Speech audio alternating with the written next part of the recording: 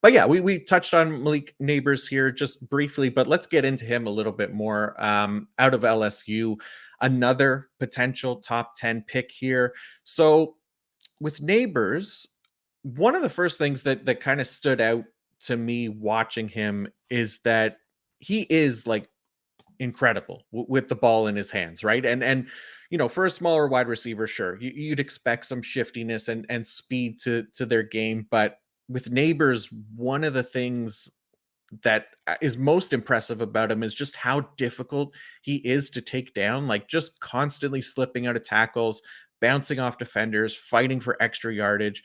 He had 6.6 yards after catch per reception for his career. That's clearly the best of those top three guys. And like you mentioned, quarterback play does play a part in that as well. But he's great at creating after the catch. He has an ability to take off in space with speed and make guys miss. Like you look at his missed tackles forced per reception for his career, 0.31, which is not just the best for this entire wide receiver class, but 99th percentile among all prospects since 2019. Like he's electric with the ball in his hand. So he's another guy that it's hard not to get excited about. Like I could see for sure why people have him as wide receiver one. So how about you? What do you like about Neighbors?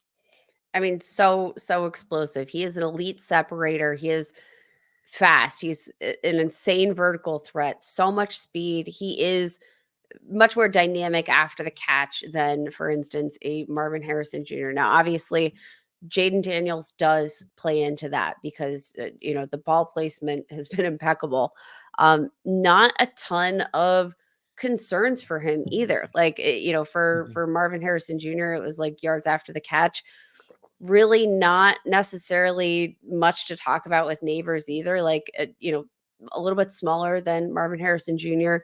And to that point, physicality isn't always the way that he's going to win. And good thing is he doesn't really need to, because usually he's faster than a lot of the guys on the football field. So I do think, while I think Marvin Harrison Jr., again, my wide receiver one, I understand the appeal with Neighbors. He's flashier at 1,569 receiving yards, 14 touchdowns this season with LSU. And that was playing alongside Brian Thomas, who was also very productive. I mean, this was an explosive offense top to bottom. And like all of these physical traits that you attribute in terms of athleticism, burst, he's got them all. He does, yeah, and he's got the production to back it up as well, right? Like he's just an ideal profile for what you're looking for from a first round wide receiver, potential top 10 wide receiver.